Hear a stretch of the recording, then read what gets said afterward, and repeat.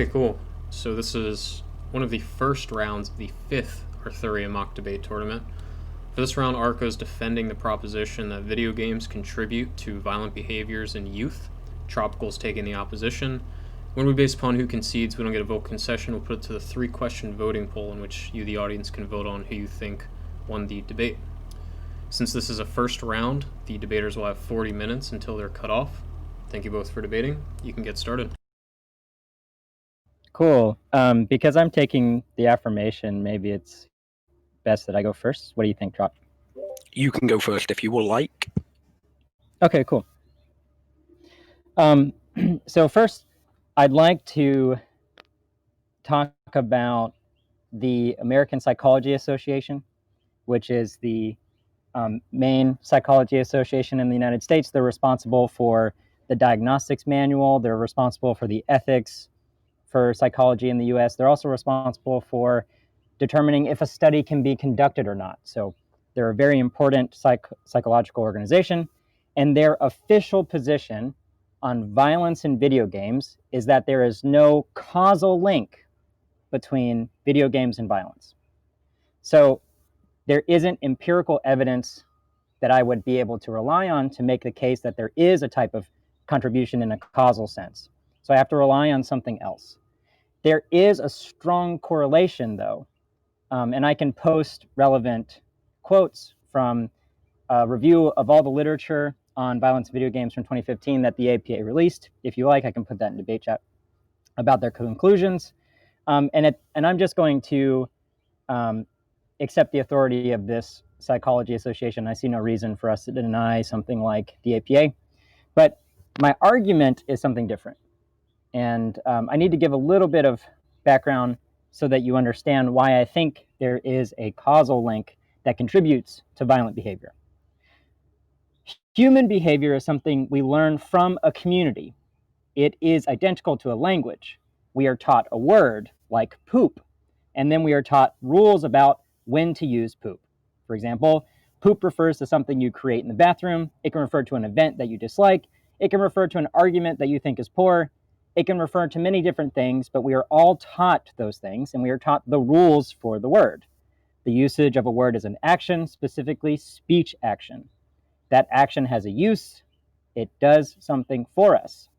Much like speech actions, our physical actions have a type of rule following. We are taught to run away from danger. We are taught to restrain our desire to harm another person for retribution. We are also taught that some violence is justified. Examples of the justified violence are things like capital punishment, defending yourself, saving an innocent person from being harmed. What's crucial about violence is that the rules following violence have baked into them this notion of power and or nobility/validity. Might makes right. Our freedoms are guaranteed because of violence. We can manipulate the government to meet our demands with the threat of violence. So the rule we learn regarding violence is that it establishes power.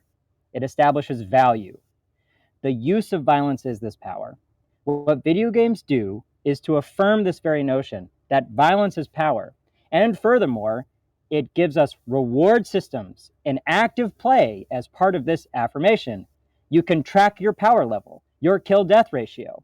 And something I'll point out, recent mass shootings that have occurred, when they have their manifestos listed, or when you look at the chatter on 4chan and these dark parts of the internet, they all talk about the kill-death ratio that this mass shooter got, and they celebrate the power that the person had by being violent. You get ranks based on your power. And what is the use of the power? It gives you social status. It gives you individual validation.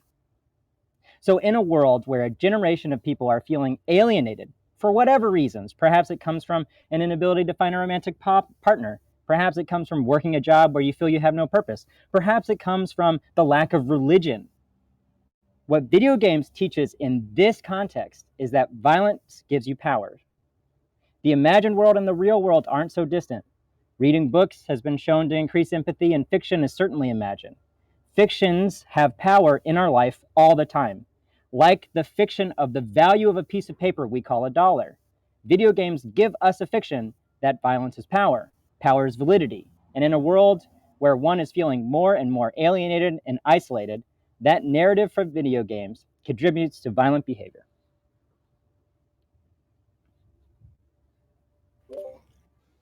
Wow, that was quite heavy hitting. So I'm gonna have to come back with a few things, and I've been doing my research, and I found there are quite a few correlations. Like you said, I don't think there are statistics.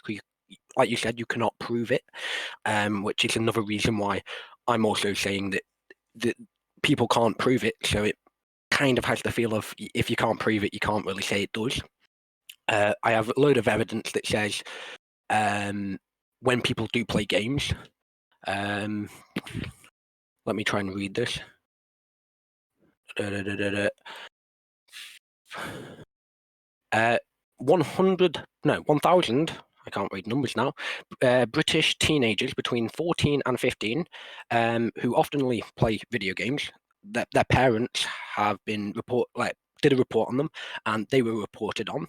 And the correlation between people that played video games, aggressive video games, peaceful video games, which those two are the main two categories, and didn't play games at all, they had no actual aggression difference, or there was no correlation between anger or aggression within those three areas. They were all pretty much the same. You can't say they're all exactly the same because you can't say every human's the same, but there were no major or statistical evidence proving that people that played aggressive video games, peaceful or none at all, none of them were spiking out. They're all pretty much along the line. One thing I do want to try and get through as well is the prop we've been given states that in the youth, which I'm going to have to try and take as under the age of 18, because you are still in your teenager age, and when you pass 18 you become more mature and an adult. Will you take that and agree with that? Yeah, that's totally fine. Okay, yeah. So taking that on board, I will like to say most video games are not aggressive video games. A lot of them are problem solving, help learn the brain. I used to play brain teaser when I was young, and they were all helpful. They all took your mind off what you were doing in real life, and that's a big. That's why many people say video games don't cause violence. They help it because it allows you to take your brain and focus on the game. And some people use it as stress relief, which I couldn't find evidence, but I did see many people saying online that they used the games to relieve all of the stress from school or work. So I will have to take that as many people that I've read upon, but you could take that otherwise. So games are like more of a stress relief for people that who are going maybe through college or school or whatever, and it helps them put their emotions into the game. And like you said, that there are probably correlations between when we learn something, we find that if we get rewarded for that stuff, we will come out with an outcome of whatever. But I would not correlate a video game of which, when we're using pixels, mouse and keyboard, or controller, and controlling a virtual character, I would feel that that is less aggressive than going out and personally doing it. It is a major step up from having it done in video games all the way to actually pulling out a gun or anything violent and doing it. I do believe it gives those more of a quiet people a way of expressing their anger by shooting all the people online, instead of actually going out and doing it themselves. And I read a statistic which said basically when people do play video games, they do get slightly aggressive, but it is nothing compared to going out and doing stuff, and it only lasts less than about 10 minutes. And the aggression from it was so small that they couldn't even compare it to anything of damage or violence. If you want to speak, you can now. Oh, nice. Yeah, I think there's a lot there I probably agree with, and I think that there are good reasons to draw a conclusion from what you presented that it doesn't contribute. Like, for example, I do concede that there are studies that have looked at people playing violent games, peaceful games, and no video games, and they found no difference on their aggression levels. I do concede that there is a difficult time isolating co-founding factors. For example, the studies that did find correlations of violence in video games, perhaps those people just happened to be violent already and they went to play violent video games and then were violent in real life. So we can't say that we can't say the violent video games made them violent. Perhaps they were already violent and then just did violent things in their game life that they would do in their real life normally. So I concede that's a problem for my position. My overall argument is really about community norms. And I think that video games are not alone in this. I think movies are also responsible for violence. I think the way we talk about violence as a society on the news is something that contributes to violence. The link I'm trying to make here is that the cultural rules we have about violence are something taught to us by the community. We are told that it gives you power. Video games are just one instrument for that. So it's really difficult for us to have any kind of like study that's going to show either way, the community norm making the fact or not. One thing I would like to appeal to is something like feral children. I don't think that a feral child would be violent like a human in society would be violent, because they haven't learned what violence is. They need to understand the concept of violence, which is something we only get from language. We only get these ideas from a community that we learn in. And video games have norms inside of them, inside the narratives. And those norms are the things that are causing the violence, not the pixel dragging around on the screen, not the, just shooting something on the screen, because I could see that very well just being like Tetris or something. It's the stories inside of it, like on Grand Theft Auto or in Call of Duty, where you're walking through the Russian airport and you're shooting civilians. It's those types of things that are normalizing this power and justifying things like killing innocent civilians for some other goal. That, in combination with this status that comes from video games, this gamer culture, those are the things. That norm is what's contributing to it, not the actual point and click. So I just want to be clear that that's my argument. Okay. Yeah, and one thing, you can respond to that. I do want to respond to the stress relief thing in a second, but if you want to respond to that, you can go ahead. No, you can go, and then I'm keeping notes of what you say just in case my brain forgets. Okay, cool. So you mentioned that the video games are a stress relief, and I totally concede that as well. I think video games are a stress relief. They're certainly a stress relief in my life, but there's also this element of neurons firing together, wire together. So take, for example, the case of someone who has anger management issues. Someone who has anger management issues who punches a wall to relieve their anger now is creating this neural pathway, this habit, where they're going to need that type of physical act to relieve the stress. And so it escalates. As they get more stressed, they become more violent. They need to punch more things. And when we look at people with anger management, the cognitive behavioral therapy process for dealing with it is to give someone the skills to not use anger to relieve the stress. So they're told not to punch the pillow, to do something else, like a grounding technique or something like that, because doing the action reinforces the behavior. Now, in the video game realm, if someone already has these antisocial tendencies and they're stressed about that, they're stressed about how people in school are treating them, they're feeling isolated and bullied, and they go online to relieve that stress and they shoot a bunch of people online, and the narrative on the video game is saying like, yes, you're powerful now, look at your power level, look at your kill death ratio. Someone who already has that antisocial behavior, who's engaging in a narrative that just reaffirms those beliefs is like someone punching a pillow when they're mad. The neurons are firing together. It's making it easier and easier and easier for them to be violent in real life. So I agree with you. There's a jump between video game violence and real life violence. But I think it contributes here. This narrative contributes here because I think these narratives and rules and the norms in our society are the things that create the violence in the society. Okay then. Yeah, so I'm going to reply to your first half and then second half.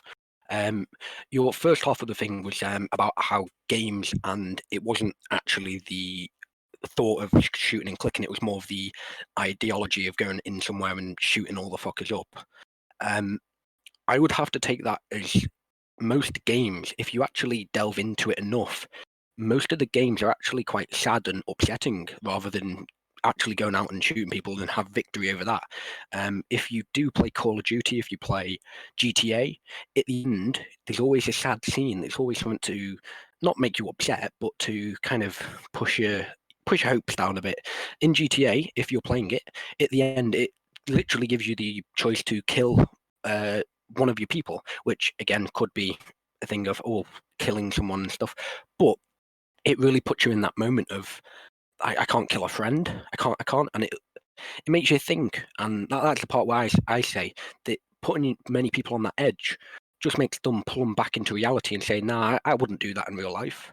And I think that sort of combination of giving them that ability to choose, and all the storyline is just a nice pathway. And most of the games that I've played, the pathway is quite a subtle and nice place to be. It's not all about going out and shooting all of the people. Many games do have that incorporated, but if you follow the storyline from the start to the end, you will go down quite a sad and upsetting storyline and find out the actual backstory behind all of that and why it's happening. And if people are really indulged with the game, they'll take that on, not even they'll take it on subconsciously, not even realizing it, which even enhances the thing of it doesn't cause violence. It just allows them to read the game or the story in it. And I want to go on to the second part, but I'm going to kind of weirdly step into this. We said that youth is more of 18, under 18 or around that age, a bit less. And I want to point out the fact that many games nowadays are age rated, which you kind of could expect. And a lot of them are said, if you're playing Call of Duty, you have to be 18 plus. But we all know many 16, 15, 14-year-olds do play it, which I would have to take on and say that's not the point of the game. That would be more of the point of that'd be the case of the parenting. And if the parents are gonna allow people to come in and play GTA or whatever that sort of game, and they think, oh, it's gonna be violent, whatever, I feel that that's more of the parent's responsibility. And I feel that if you can't parent such a way where you reduce their connection to criminal games or violence, then I think the parents wouldn't care if they went out with a gun anyway. They wouldn't lock up the gun because they're giving the child shooting games. What do they expect? So I think most violent games, if you're giving them to a younger generation, that is more on the parent side, which I would say it would correlate more of the parents being the problem than the video game, which also goes back to when people are actually tested and watched or played video games, there's no big difference other than, I would say, the parents giving them all of this hate or all of this violent stuff, which I still believe that the game isn't the cause, it is their parenting. But yeah, if you want to respond.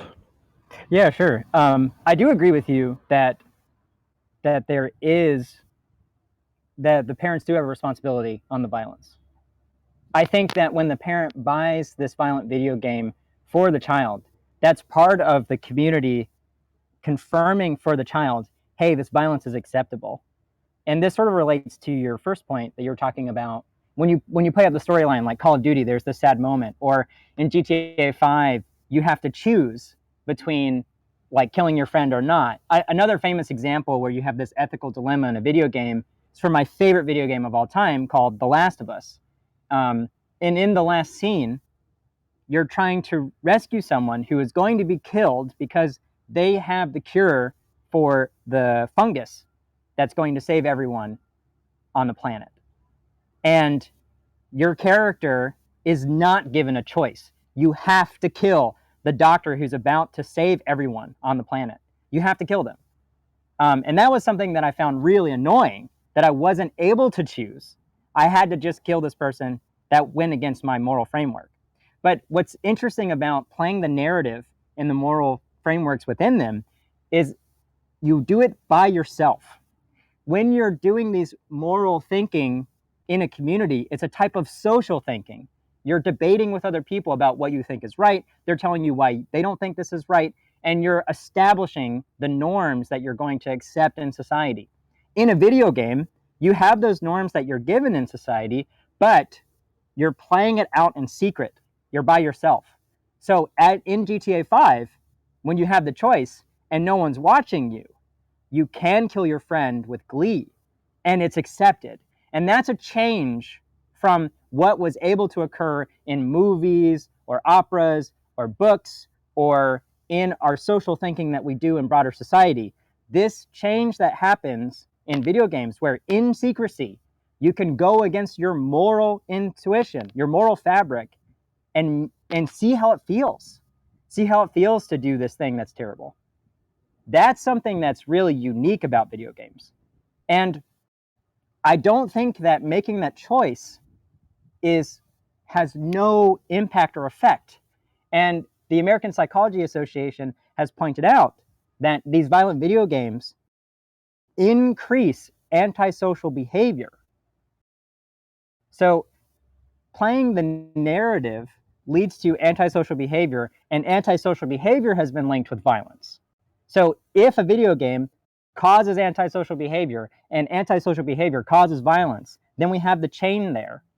So the narrative in the video game that is done in secrecy, where you can go against your moral fabric, taste it, see what it's like, and there's no consequences that come after that. In fact, you are celebrated and rewarded in something like that. It seems to me like we have strong reasons to believe that the violence in the narrative violence in the video games contribute to violence for the youth. So that's sort of the first part I wanted to respond to with the pathway in the video game. And the parents' problem, I do concede, like the parents are totally part of the issue here. I think they're teaching them about the norms in society. That's where we first learn language from. That's where we first learn our morals from. They're giving us a tour in a city that's already existed. So I think the parents are definitely to blame. But even if they are to blame, these video games are a contributing factor in their own right.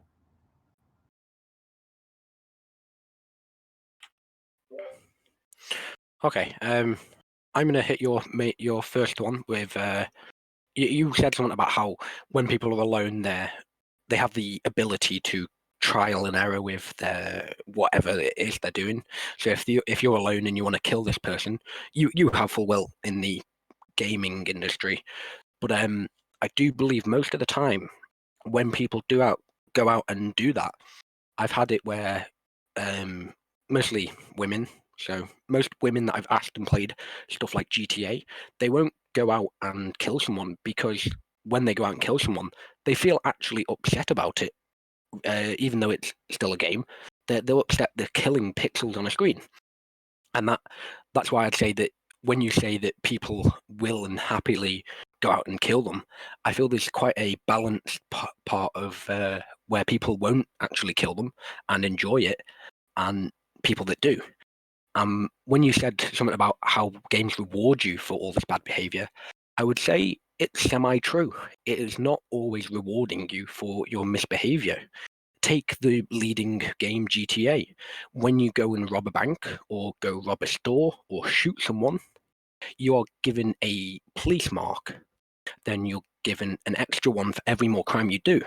So that's kind of pressuring you, saying if you do a little thing bad, your police are going to be coming after you and shoot you dead, which that's kind of probably an overstatement, but you have the risk of having the police straight on you. And in other games like Saints Row, you have the other crew on. I think they're called gangs. You'll have the gang people on you too. So I wouldn't say that it always rewards you for your misbehavior. I would say it balances it out quite well and says if you misbehave somewhat, we probably won't give you a big punishment. But if you do misbehave, in a lot of games, they'll punish you. And a lot of games like Doom, they can't really punish you for your misbehavior. But in Doom, you're actually saving the planet and helping out. And that's the same for a lot of other games. If you're shooting, you're normally shooting an enemy of the world or a bad person, an alien, or whatever that may be. But I wouldn't say when you go out shooting humans, it wouldn't give you the thing of shoot a normal human and get away with it. It's normally have a little bit of repercussion, like having the police try and go search for you. Yeah, you can reply to that. Yeah, I think that's a good point. That they're in like a video game like Grand Theft Auto 5. There are still these community norms that that are at play. Like clearly, there's stealing in Grand Theft Auto 5. There's murder, even amongst the criminals. They would take some deaths to be immoral, and I do concede that that is present. One of the things that happens in Grand Theft Auto 5 is you escape the police as part of the game. You do something bad, the police are pressuring you, and you win the game by outsmarting the system. That's part of the narrative there that makes it fun and exciting. So you get away with it. You get away with being bad, and that's what you're rewarded in. That's one of those narratives that is being affirmed in Grand Theft Auto 5. You said something else, which is right. So someone would play Grand Theft Auto 5, but they wouldn't kill them. And you know, that might be true. It might be true that someone would not kill them, but I don't think violence is just about killing someone. Violence can mean just like pushing people a lot more, or hitting them a lot more, or kicking them, or something like that. So even though we might not see a correlation of deaths increasing, we do see the increased punching, the increased antisocial behavior. And by that, I don't mean just like sitting in your room. I mean like being mean to other people, not having empathy for other people. That's sort of what I'm referring to when I say antisocial in this sense. And that lack of empathy, which is created by the video games, makes it easier for a person to punch someone in real life. And that's something that I think video games contribute to. So even though they're not out there shooting people, doing the mass shooting, they might punch their girlfriend more now. And I take that to be violence. Okay, yeah.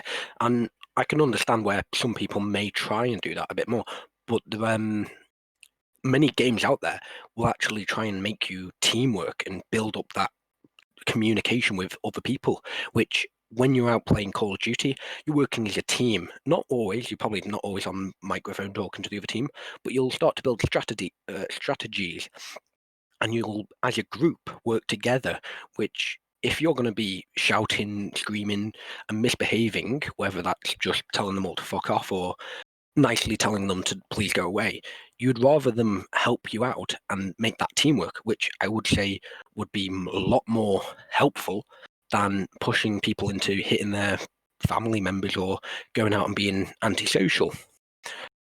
Which I'm going to take the main point of when most people play games, which nowadays 90% of games are online, and there are very, very few of them which are not. Most online games will make you do teamwork and build that relationship with all your other team to work together and accomplish what you want. Take the new recently learnt game of Among Us. As a team, you all have to strategically work out who's the imposter. You might have the odd people going, oh, it's him, and it's him. But as a team, you're working together. After playing that game, you're not going to go around hitting people. You might hit the imposter for lying to you, but you're never going to actually be aggressive towards your other team. You're going to be more of a built as a team. And I know that might not work for all cases because there might be people out there which are not in that team or you might hate, but that would be more of a social thing than the video game part. Yeah, totally. I mean, I think basically my whole argument here is that human behavior, good and bad behavior, is something learned from the community. So there's going to be kind of a push and pull between good and bad behavior. The video games will have some evidence of good behavior that we should do. They'll also have bad behavior. But I think that these beliefs that we learn as a community motivate our actions. I don't think that our actions would come without these beliefs. I sort of would go back to the feral child in this case. A feral child raised by wolves behaves like a wolf. They don't behave like a human. A feral child raised without any animals around them that they would learn this behavior from don't have any of those types of social behaviors at all. They behave much more like the child, sorry, the solo animal, like a cougar who runs away and hides. So whenever I'm talking about this narrative in the video game, what I'm really pointing to is establishing rules in a community that we accept or reject. And what the video game is doing that is novel is it allows us to reject some of those norms that we would never question in real life. And that type of play is allowing these neurons to fire that weren't allowed to before, and it's wiring this thing so that it's easier for someone to be violent against someone in their real life, like pushing and punching. And I posted in debate chat from a literary review. A literary review in psychology is where a group of researchers look at multiple studies all talking about the same thing. And they look at the conclusions from each one, they look at the methodology, and then they draw conclusions based on the conjunction of conclusions. And what I posted is a copy from one of these literary reviews, which is one of the highest hierarchies in science. And in this review, the conclusion of that was the research demonstrates a consistent relationship between violent video game use and increases in aggressive behavior, aggressive cognitions, that's aggressive thinking, aggressive affect, agitated, being irritable, just being mean, and decreases in prosocial behavior, meaning empathy towards other people, teamwork, things like that. What I've been referring to as antisocial behavior, lack of empathy and sensitivity to aggression. So if someone's mean to them, they overreact.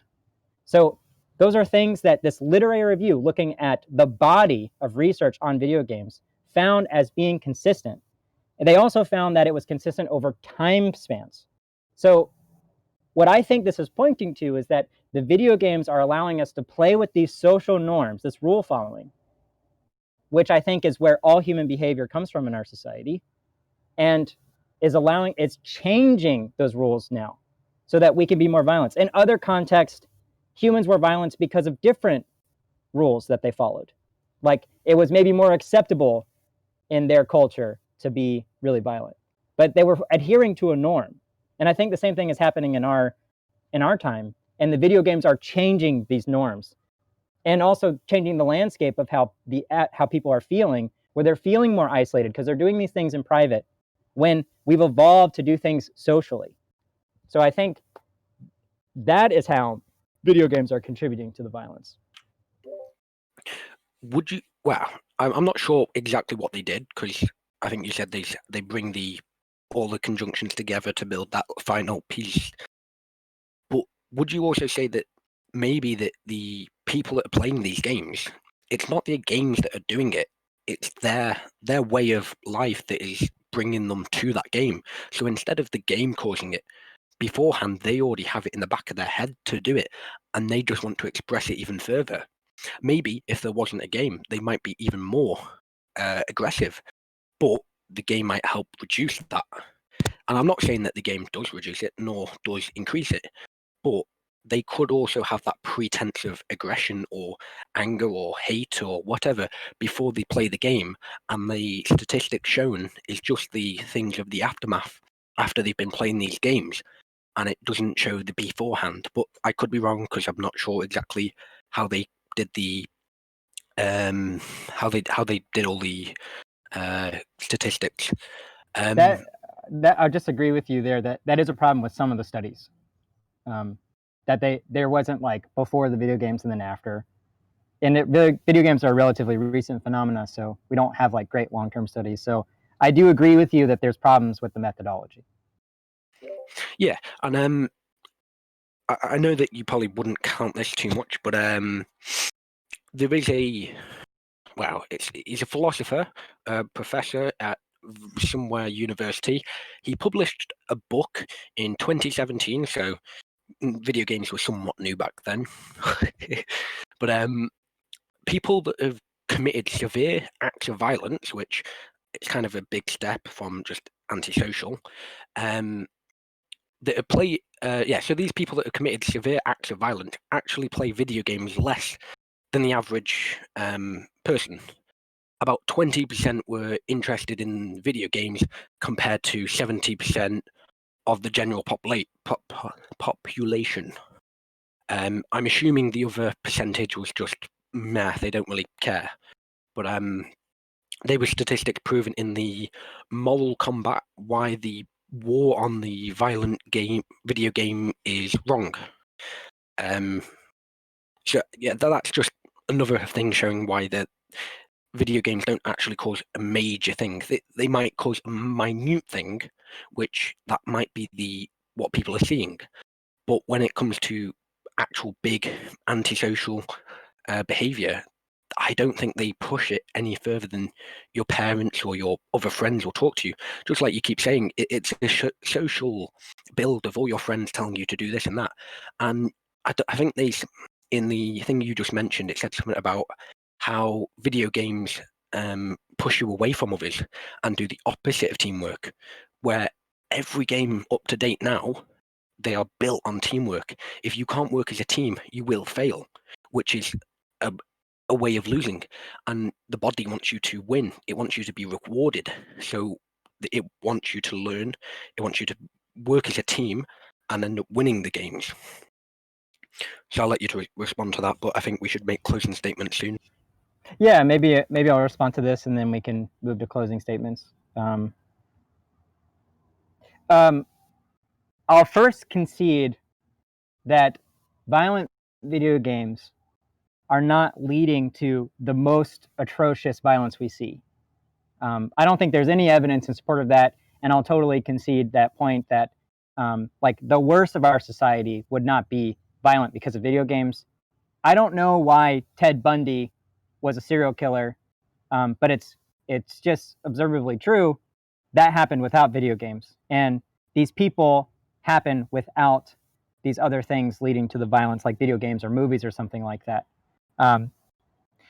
The type of violence I'm talking about is more of the like punching, hitting, generally being mean to other people type of violence, not the serial killers in the world. And I think that is contributed by video games, and perhaps it might be something for the voters to think about. If the proposition, when you see violence, if violence there is referring to mass shooters only, then I concede the proposition and I've totally lost that. But that's not what I think violence refers to here. I think violence is referring to people in their lives as a whole being more violent to each other, being violent in the sense of pushing each other more, punching each other more, things like that. Decreasing empathy, being more sensitive and reactive to someone attacking them. That's the type of violence I think video games contribute to. And that's what I'm arguing for here. So I think maybe that is all I want to respond to with what you just said, and we can pick who goes first for the closing statements. Do you have a preference? You can go if you like, and then whenever you're done, just say. Okay, cool. Yeah, I'll do my closing statements, and then you can have the last word. I think that Trop has done a great job arguing from an evidence-based side of where violence is not linked to video games. And I concede a lot of those points. Like I already said, serial killers are not because of video games. I'm also fine conceding that the mass shooter is not from video games. That's fine to me. What I do think is increased in violence is the people egging the mass shooter on. the people online who are using the terminology from video games to encourage them to be violent. The culture that affirms the violence, that creates this new norm about violence being powerful, about a way to validate yourself as an individual, to become famous. That is the type of violence I think video games contribute to. My argument is that all human behaviors come from rules we learn as a society. Speech is like our physical actions. We learn the rules of a word, we follow it, that's how we use it. We learn the rules of violence, we follow it, that's how we use it. We get something out of it. The video games are creating a new norm around that, where we can use violence to validate our individuality, to get rid of our rejection from society. It reinforces these notions of lacking empathy towards other people, being more aggressive to them, all of these things. So the way that video games are contributing to violence are causally connected has to do with the norms that are changing in our society that affirm this type of behavior, that tell us, that teach us that if we use this violence, we get this reward, something like power, something like being free from rejection, something like validation, so that people who feel alienated, weak, depressed, alone, now the way that they deal with that is by hurting someone else. That's the norm that is being created by video games that are violent. That is how video games contribute to this violence in our society as I see it. And those are my closing statements. Okay, then, yeah. So I'll go with my closing statement. Oh, shit. Right. To start off, I think most video games would never cause any high violence, and most of my points were roughly based upon committing major crimes, which I'd concede that we're probably going for more of a lower violence tolerance. One thing I'd always point out is when we're playing games, we're not expressing our true. We're sometimes playing by ourselves, which is where we can express ourselves and show the game that we want to kill someone. But I wouldn't say truly that would push anyone to go out and commit a severe crime, because I do believe there's a major step between shooting someone via pixels and shooting someone in real life. There's a huge gap, which I would also I'd majorly say there would be no correlation between the two with a major standpoint. One thing I do like to say that video games do help with teamwork. They push people together more than apart. They help you build a confidence. They may push you to your limits, but you can always express your anger, your aggression back into the game, in which after 10, 20 minutes, you've just refreshed yourself. You've put all your anger into something non-violent. Whereas if we didn't have video games, we might accidentally punch a wall, and that would become the norm of, instead of expressing our hate or our aggression or stress into punching a wall, we can do that into a game instead. So yeah, I feel that games on a whole, they do help you a lot more. And I feel that there are a lot more games that are non-violent, which would be better than games that are violent, which kind of holds the point of that games that are violent may cause a bit of stuff, may cause a bit of violence, but I'd always say that there are a lot of games that will help you relieve the stress, relieve everything else, and help you gain from day-to-day life. Instead of expressing your hatred to yourself, to your friends, to your enemies, you can put all that stress into a game. If you really hate your friend, you can shoot them in a game, not in real life. That'll be my closing statement. Okay, awesome. Thank you both so much for debating. I appreciate it. Put the voting polls